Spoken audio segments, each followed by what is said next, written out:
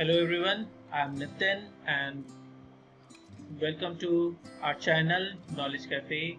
Children, अभी अभी CBSE ने अपना 2021 का सिलेबस रिलीज किया है और मैं उसका पूरा detailed analysis for science of class 10th आपके लिए लेकर आया हूं। जैसा कि आप मेरे स्क्रीन पर देख पा रहे होंगे, आपके लेफ्ट हैंड साइड में जो सिलेबस आपको दिख रहा है वो 2019-20 का था और जो राइट साइड पे आपको दिख रहा है ये है आपका लेटेस्ट सिलेबस जो सीबीएसई ने अभी लॉन्च किया है।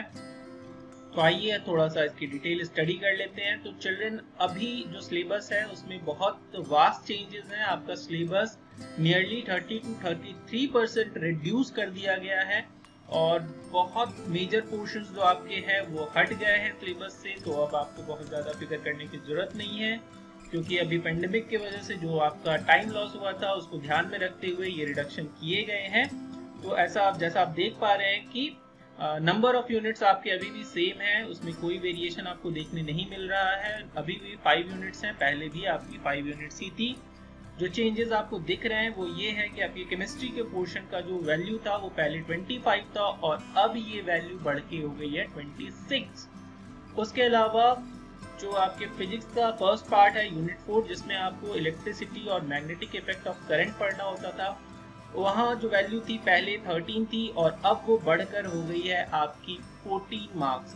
अपार्ट फ्रॉम दैट आप देख पाएंगे नेचुरल रिसोर्सेज, ये हमारे कुछ लास्ट के 3 चैप्टर्स थे, तो वहाँ पे आपके 2 चैप्टर हटा दिए गए हैं बेसिकली, और वो उसकी वैल्यू जो है वो 7 से रिड्यूस करके 5 कर दी गई है। आइए थोड़ा अब आगे चलते हैं और अपने यूनिट वाइज सिलेबस को एक बार देख लेते हैं कि इसमें क्या क्या चेंजेस आए हैं।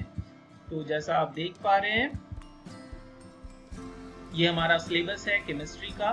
तो केमिस्ट्री में फर्स्ट चैप्टर जो केमिकल रिएक्शन एंड इक्वेशन है ये आपका सेम है, इसमें कोई चेंज नहीं आया है। सेकंड आपका एसिड बेस एंड सॉल्ट है, यहाँ भी किसी तरह का चेंज नए सिलेबस में आपको देखने नहीं मिलेगा।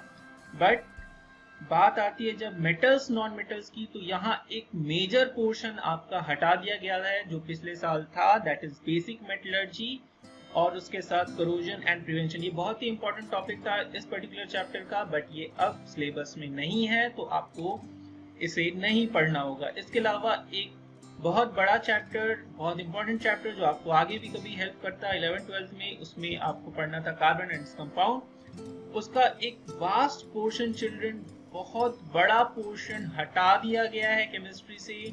जो अब सिलेबस है उसमें आपको सिर्फ 3 टॉपिक पढ़ने हैं, जहां पे है covalent bonding of carbon compound, versatile nature of carbon and homologous series. तो बस ये 3 टॉपिक आपको इस पर्टिकुलर चैप्टर में तैयार करने हैं, इससे ज्यादा तैयार नहीं करना है। आप देख पा रहे होंगे अपने स्क्रीन पे ये एक बहुत बड़ा पोर्शन यहाँ से हटा दिया गया है।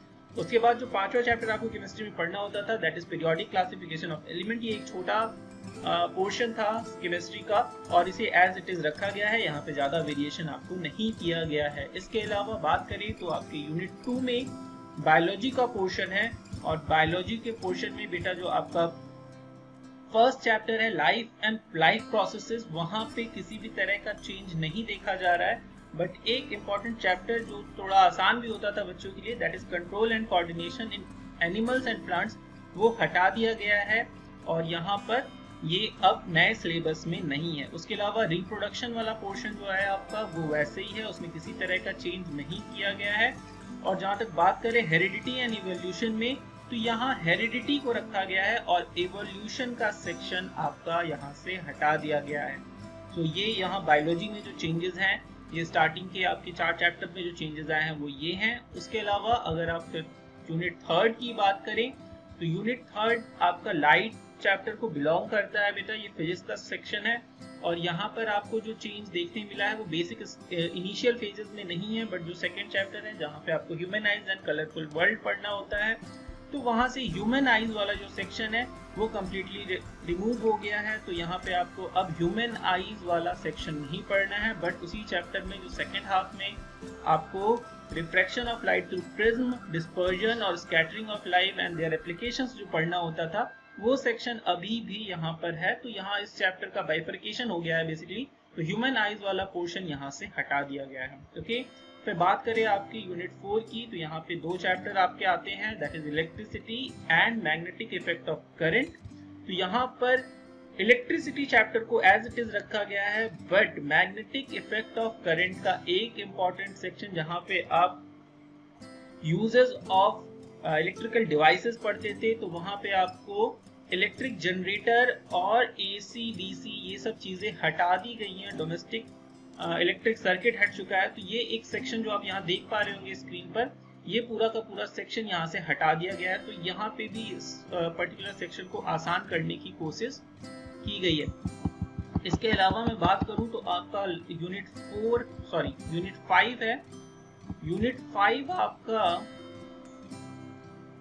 इसके अलावा मैं बात करूं तो यहाँ पे आपको यूनिट 5 है। यूनिट 5 में आपका फिजिक्स का एक सेक्शन पूरा ही हटा दिया गया, पूरा चैप्टर हट गया है, that is sources of energy. तो ये चैप्टर यहाँ से पूरी तरह से रिमूव हो गया है। तो अब आपको ये पर्टिकुलर चैप्टर पढ़ने की जरूरत नहीं है। जो चैप्टर यहाँ पे बचे हैं वो दोनों बायोलॉजी के चैप्टर्स हैं, दैट इज अवर एनवायरनमेंट।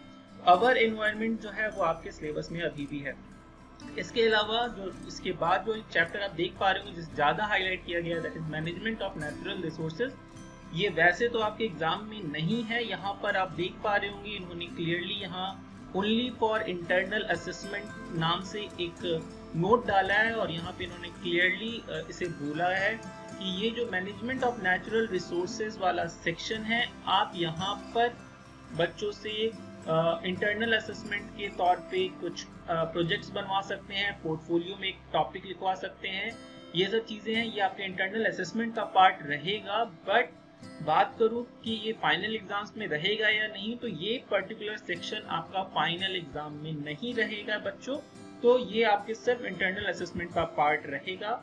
और अभी जहां तक बात करें प्रैक्टिकल की, तो प्रैक्टिकल्स के लिए मैं एक पूरा अलग सेक्शन आपके लिए लेके आऊंगा, इसे अभी थोड़ी देर के लिए अवॉइड करते हैं। इसके अलावा जो पेपर पैटर्न था वो हम देख लेते हैं। पेपर पैटर्न का सेक्शन जो है वो कुछ इस तरह से था पिछली बार, जहां आपको objective type, short answer, long answer and इस वे में डिस्ट्रीब्यूटेड था ये पूरा सेक्शन। और इस बार भी आपको नोट दिया गया है कि ये very short answer which will include objective type, reason assertion type questions, short answer, long answers, source based, case based, passage based, integrated assessment questions, ये पोर्शन रहेंगे।